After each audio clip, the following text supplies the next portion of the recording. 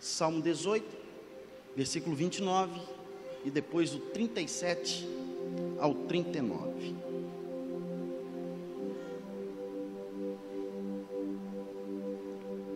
Pois contigo desbarato exércitos, com o meu Deus salto muralhas. Persegui os meus inimigos e os alcancei, e só voltei depois de haver dado cabo deles. Esmaguei-os de tal ponto que não puderam levantar-se, caíram sobre os meus pés. Pois de força me cingistes para combate e me submetestes aos que se levantam contra mim. Pai, essa é a tua palavra, obrigado, que ela continue falando ao nosso coração, no nome de Jesus, amém. Essa noite eu quero deixar uma palavra no teu coração, falando sobre superação. Uma das coisas que nós mais necessitamos nesses últimos dias é superar obstáculos. Todos os dias aparecem obstáculos na nossa vida, todos os dias aparecem situações na nossa vida, todos os dias as situações parecem que crescem cada vez mais. Por isso o salmista Davi, ele escreve o Salmo 18, e ele descreve dizendo: pois contigo desbarato exércitos. Ele está dizendo que é possível desbaratar o exército, porém, para desbaratar o exército é preciso estar com o Senhor, pois contigo desbarato o exército, contigo eu salto muralhas, ó Deus. Ele diz: contigo as coisas ficam mais fácil. Ele diz: com o Senhor ao meu lado, eu sou alguém que vou superando as situações que eu vou vivendo. Olha o que diz Hebreus capítulo de número 11, e o livro de Hebreus capítulo 11 é considerado a galeria de heróis da fé. Veja alguns homens que superaram as adversidades da vida.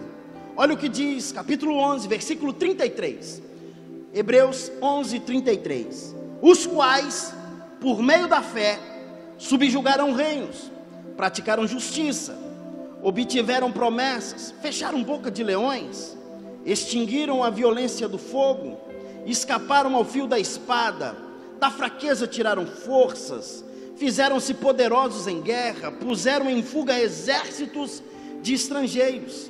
Mulheres receberam pela ressurreição a seus mortos, alguns foram torturados, não aceitando seu resgate para obterem superior ressurreição.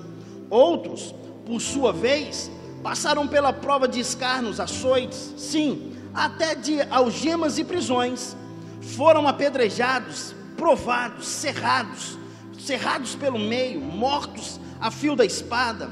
Andaram peregrinos, vestidos de peles de ovelhas, de cabras, necessitados, afligidos, maltratados, homens dos quais o mundo não era digno, errantes pelo deserto, pelos montes, pelas covas, pelos antros da terra. Ora, todos esses que obtiveram bom testemunho por sua fé, não obtiveram contudo a concretização da promessa, por haver Deus prometido coisa superior a nosso respeito, para que eles, sem nós, não fossem aperfeiçoados.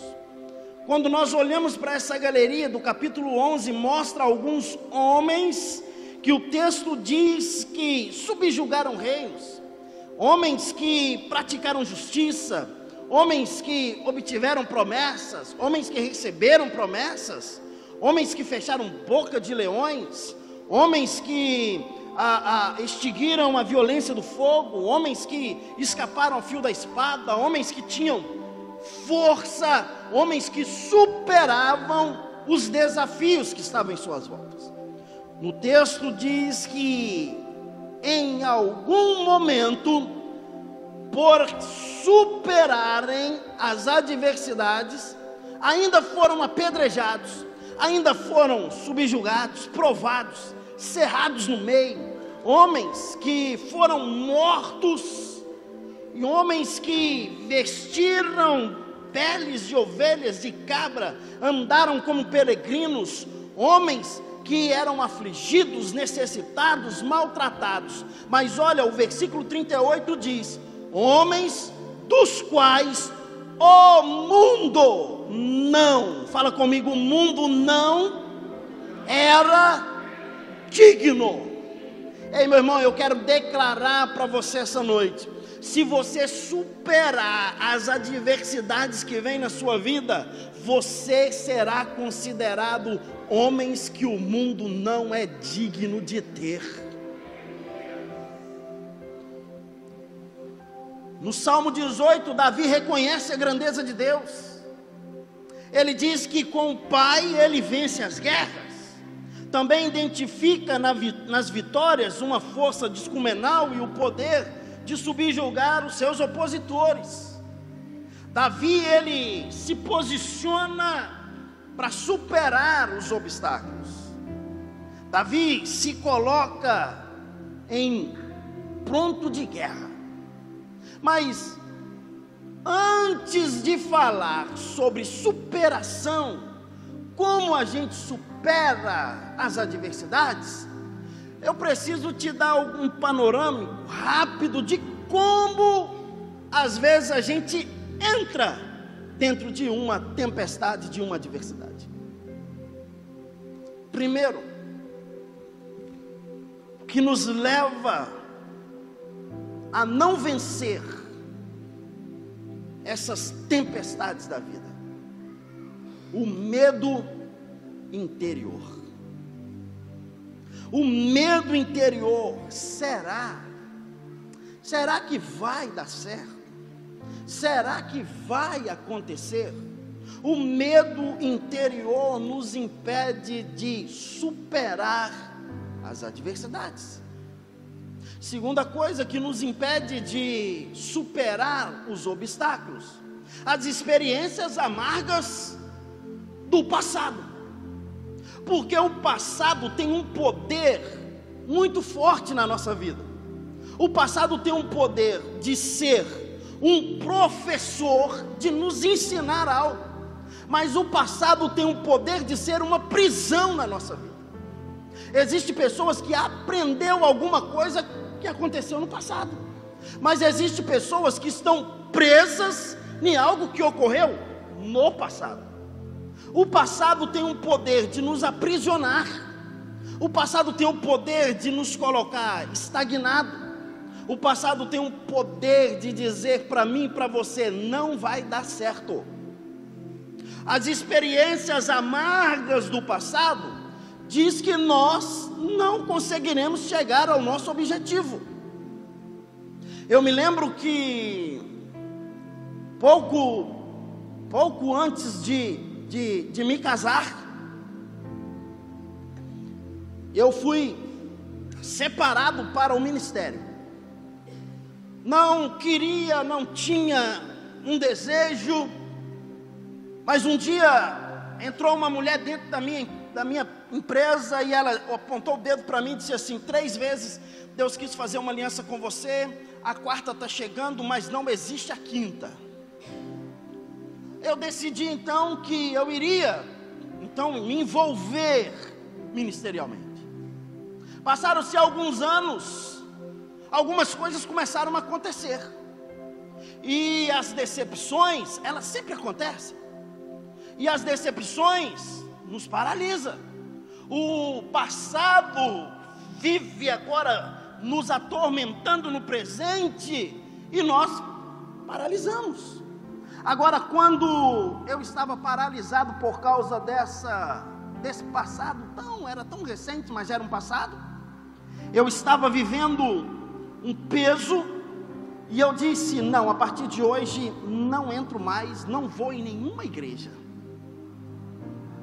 Até que um dia eu fui para a minha casa e estava assistindo uma partida de futebol, e eu estava assistindo Vasco e Atlético, não sei qual que era pior. E quando eu estava assistindo o Vasco e o Atlético, de repente, para completar a miséria, porque é pouca coisa, o Atlético começou a perder. Não sei como perde por Vasco, irmão, mas perdeu. E aí naquele dia eu fiquei nervoso, desliguei aquela televisão e disse: a partir de hoje eu não vou assistir mais futebol, não quero saber de mais nada, chega! E aí sabe o que acontece?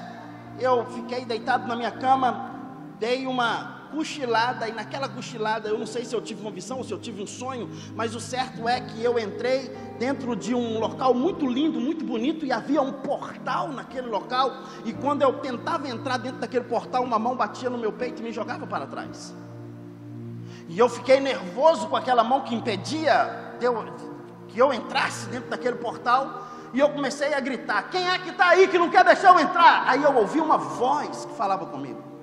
Eu não via ninguém, mas eu ouvia uma voz. Aquela voz dizia: quem é você? E eu repetia, dizendo quem eu era. Aquela voz falava: deixa eu procurar nos livros, para ver se o seu nome está aqui. Quando ela procurava, aquela voz repetia e dizia: o seu nome não está no livro. E eu comecei a questionar com aquela voz, e eu fiquei muito nervoso. E de repente, as pessoas que mais me ofenderam, passaram por mim e entraram no portal lá dentro. Pensa em alguém que ficou furioso, pensa em alguém que esbravejou, pensa em alguém que ficou nervoso. E eu vim e falei: eu vou entrar nesse portal de qualquer jeito. E eu vim correndo. Quando eu tentava entrar no portal, uma mão batia no meu peito e me jogava para trás. Eu tentava de novo pela segunda vez, uma mão batia no meu peito e me jogava para trás. E eu fiz isso várias vezes, até que eu comecei a pensar um pouquinho, e eu disse assim: por que eu não posso entrar aí? Você conhece essas pessoas, irmão? Quando alguém que nos feriu, alguém que nos machucou, alguém que nos decepcionou está sendo honrado, a primeira coisa que a gente faz é olhar para Deus e dizer: o Senhor sabe o que Ele fez comigo, Senhor, e por que Ele está sendo abençoado e eu não? A gente fica revoltado. E aí e aquela voz disse para mim: sabe por quê? Porque eles não pararam e você parou. Eu me acordei. Quando a Meire chegou, eu tinha aproximadamente 4 meses que eu não ia em uma igreja. Quando ela veio, eu disse assim: Meire, arruma uma roupa para mim que hoje eu vou na igreja. Ela assustou, porque ela me chamava todos os dias. E eu disse: eu vou na igreja. E eu fui na igreja. Quando eu fui à igreja, eu sentei na última cadeira da igreja, lá atrás, cantinho acertadinho, bonitinho, o louvor sensacional. Quando o pastor começou a ministrar a palavra, ele estava falando sobre aliança. De repente ele disse assim: aqui tem um homem que Deus vai restaurar o ministério dele hoje. A Meire me deu uma cutucada, irmão. Sabe aquelas cutucadas de cotovelo? Me cutucou e disse: é você. Eu fiquei tão irado com aquilo, que eu levantei, olhei para ela e falei assim: vou embora. E comecei a descer as escadas da igreja para ir embora. E quando eu estava descendo a escada para ir embora, encontro um amigo. E esse amigo me encontra: que bom você por aqui e tal, vem aqui, vamos tomar uma água. E fui para o bebedouro, e esqueci que eu tinha levantado para ir embora. Passado uns 5, 10 minutos, eu voltei e sentei no mesmo lugar de novo. Só que quando eu sentei, aquele pastor, ele olhou e disse assim: para você saber que Deus está falando com você, você estava na sua casa hoje, assistindo o jogo do Atlético e o Vasco, e ele contou tudo que eu acabei de contar para você. E ele disse assim: Deus manda dizer para você. Quando ele falou para você, eu já estava lá na frente, irmão. Falei: eu aqui, pronto, estou sim. Deixa eu dizer algo para você: as experiências do passado, ela tem um poder de paralisar você, ou ela tem um poder de ser um professor para você crescer. Não apenas o medo interior nos impede, não apenas as experiências amargas do passado, mas as palavras negativas de pessoas próximas. Palavras negativas das pessoas às vezes nos faz paralisar. Palavras que vêm, chocam o nosso coração, nos deixa cabisbaixo. Palavras que traz peso. E às vezes essas palavras, elas vêm para exatamente desestabilizar você. Mas não somente essas palavras, as limitações naturais.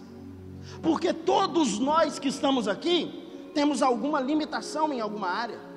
Então essa limitação que temos em alguma área, às vezes tenta nos paralisar. Lembra de Moisés? Deus chama Moisés e disse assim: Moisés, eu quero que você vai e tira o meu povo que está no Egito sofrendo. Qual foi a fala de Moisés? A fala de Moisés foi: Senhor, eu sou pesado de palavras. Ele disse: Senhor, além de ser pesado de palavras, eu sou gago, eu não consigo falar.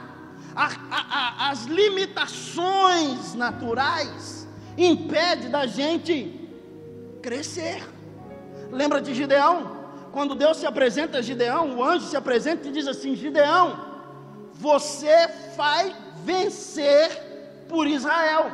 Gideão olhou e disse assim: quem sou eu? As limitações dele. Eu sou o menor da minha casa, eu não sou ninguém. Foi a palavra de Gideão. As limitações naturais nos impedem. Às vezes as limitações espirituais também nos impedem, e nós ficamos paralisados.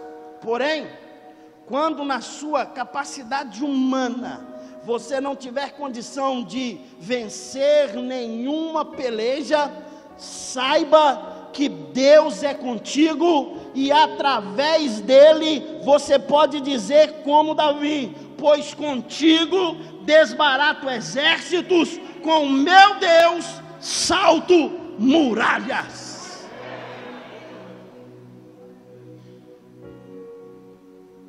A minha oração hoje é que todos nós aqui conseguimos superar os nossos obstáculos, conseguimos superar as nossas limitações, conseguimos superar as nossas crises. Agora preste atenção, e eu quero te dar algumas coisas boas, algumas lições boas que pode acontecer com você quando você toma a decisão de superar as suas limitações. Em primeiro lugar, olha o que diz Josué, capítulo de número 6, versículo 5. E será que, tocando-se longamente a trombeta de chifre de carneiro, ouvindo voz o sonido dela, todo o povo gritará com grande grito, o muro da cidade cairá abaixo, e o povo subirá nele, cada um em frente de si. Deus dá uma palavra para Josué. Agora eles vão entrar em Jericó. Jericó era cercada a muralha. Ele precisa então superar o que? Superar o obstáculo da muralha. Mas como superar se ele não tem um exército poderoso para vencer? Como fazer? Com Deus desbarato exércitos, e com Deus salto muralhas. Jericó era uma cidade fortificada. Quando Deus dá uma ordem a Josué: vai para Jericó e rodeia Jericó por 7 vezes, uma vez por dia, e depois no 7º dia, 7 vezes em um dia só. Sabe o que Deus estava querendo dizer? Deus estava dizendo: Jericó vai ficar atordoado com a atitude que você está tendo. Imagina o primeiro dia, o povo de Israel rodando a cidade de Jericó. Diz os estudiosos que do portão central para dar uma volta era 38 quilômetros. E eles dão uma volta em volta de Jericó no primeiro dia. Imagina os moradores de Jericó dentro das suas casas, olhando para um povo rodeando a sua cidade. Era apenas para deixar aquele povo atordoado.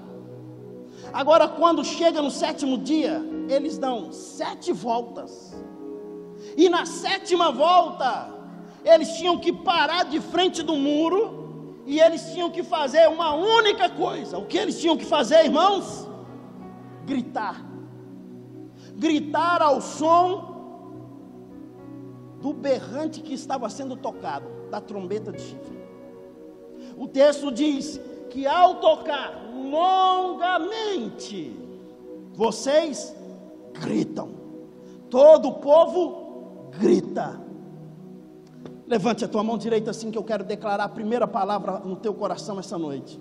Quando você supera obstáculos, ou eu salto muralhas, ou elas vão cair diante de mim. Olha para o teu vizinho e diga assim: ou eu vou saltar as muralhas hoje, meu irmão, ou elas vão cair diante de mim.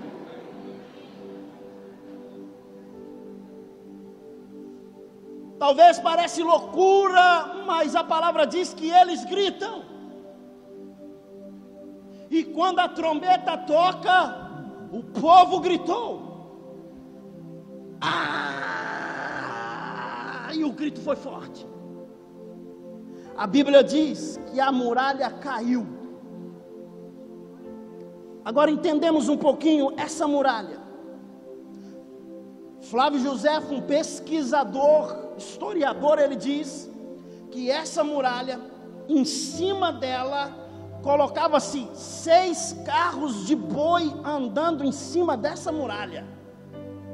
Era uma muralha fortificada.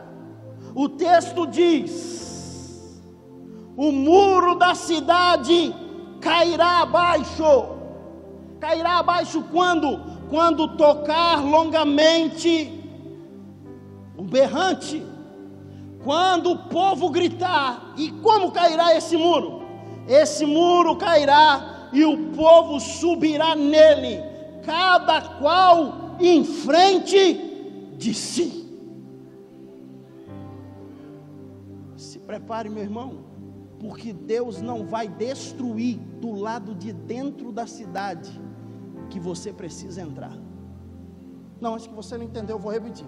Deus não vai destruir do lado de dentro da cidade que você precisa entrar.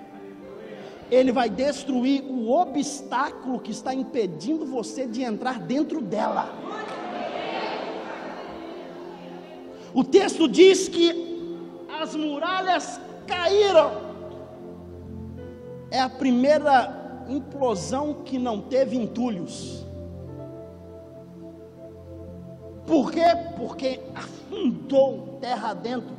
E o texto diz que o povo subiu em cima da muralha caída no chão. Quando você decide superar obstáculos, as muralhas cairão diante de você. Segundo lugar, olha o que diz Êxodo capítulo 14, versículo 15. Disse o Senhor a Moisés: por que clamas a mim?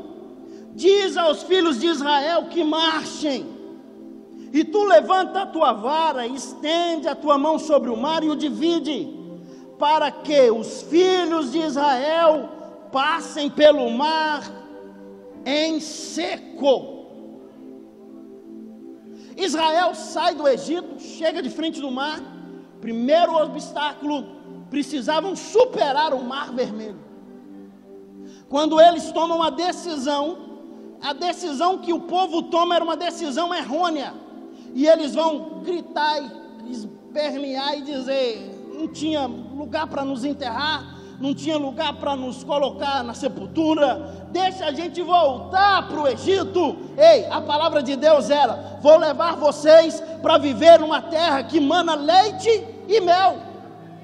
Mas a promessa de Deus para aquele povo, parece que na cabeça deles era impossível isso acontecer. Eles estão pedindo: deixa a gente voltar para comer pepino e para comer cebola. Meu irmão, deixa eu te falar uma coisa. Quem é que prefere pepino e cebola do que uma picanha abençoada? O povo olha e diz assim: não dá. Às vezes o obstáculo nos impede de avançar. Aí eles começam a questionar. Moisés vai orar. Deus fala com Moisés o que lemos: Moisés, diga para o povo que marcha, diga para o povo que caminhe, Moisés, diga para esse povo não parar, diga para esse povo avançar. Ei, meu irmão, levante de novo a tua mão direita, eu quero declarar uma palavra a você. Sabe qual a segunda coisa que vai acontecer quando você superar os obstáculos da tua vida? Quando você não parar, quando você caminhar, quando você continuar caminhando, ei, o mar vai se abrir. E aonde você está esperando a passar a nado, você vai passar a pé seco. Creia.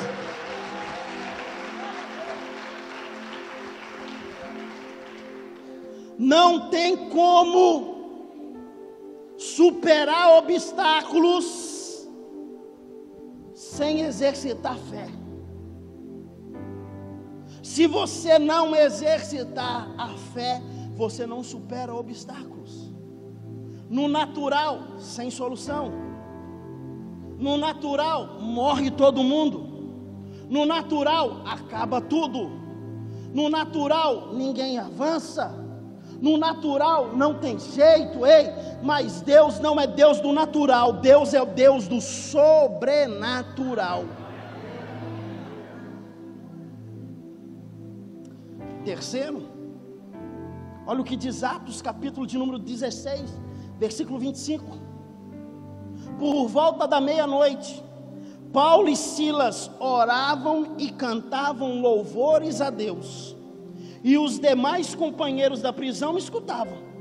De repente, sobreveio tamanho terremoto, que sacudiu os alicerces da prisão, abriram-se todas as portas, e soltaram as cadeias de todos. O contexto dessa história diz que Paulo e Silas chegam a uma cidade. Quando eles chegam, eles expulsam um demônio de uma menina que tinha um espírito de adivinhação, que dava lucro aos seus senhores. E de repente essa menina agora não traz nenhuma palavra de adivinhação para ninguém. Seus senhores agora estão sem lucro. E aquele povo fica revoltado e eles prendem Paulo e Silas, açoitam, colocam na prisão. Quando eles estão na prisão, Paulo e Silas, eles decidem vencer o obstáculo da prisão. Eles decidem vencer o obstáculo daquele momento de crise. E quando eles decidem, por volta da meia-noite, eles começam a cantar louvores a Deus. Paulo e Silas olham um para o outro e diz: Paulo, Silas, a gente está preso, mãos amarradas no tronco, pés amarrados no tronco, não tem solução para nós. Por certo amanhã vão nos matar, por certo amanhã vai acabar conosco. E eles começam a cantar. Eu não sei a canção que eles cantam, eu não sei o hino que era da época, não sei, mas quem sabe eles cantam. Deus não rejeita a oração, oração é alimento. Nunca vi um justo sem resposta ou ficar no sofrimento. Basta somente esperar o que Deus irá fazer. Quando Ele estende suas mãos, é a hora de vencer. Então louve, simplesmente louve. Tá chorando, louve. Precisando, louve. Tá sofrendo, louve. Não importa, louve. Seu louvor invade os céus. Deus vai na frente, abrindo o caminho, quebrando as correntes, tirando os espinhos, ordena os anjos para contigo lutar. Ele abre as portas para ninguém mais fechar. Ele trabalha para o que nele confia, caminha contigo de noite ou de dia. Comece a cantar. Talvez Paulo e Silas comecem a cantar essa canção, eu não sei, irmão. E eles cantam, e eles cantam, e eles cantam. E eles cantam dizendo: Deus vai na frente, abrindo caminho, desbaratando exércitos. Aí ele olha e diz: se o nosso irmão Davi disse que com ele saltaremos muralhas, ei Paulo, ei Silas, continua adorando, porque de repente ele vai fazer alguma coisa na nossa vida. Sabe? De repente veio um terremoto, sacudiu o alicerce. Ah, meu irmão, levante de novo a tua mão. Eu quero declarar a terceira palavra profética na tua vida. De repente de Deus pode chegar na tua vida hoje. Ainda que queiram te deter, ainda que queiram te colocar em prisões, serão quebradas todos os grilhões, todas as prisões, porque você vai superar todos os obstáculos.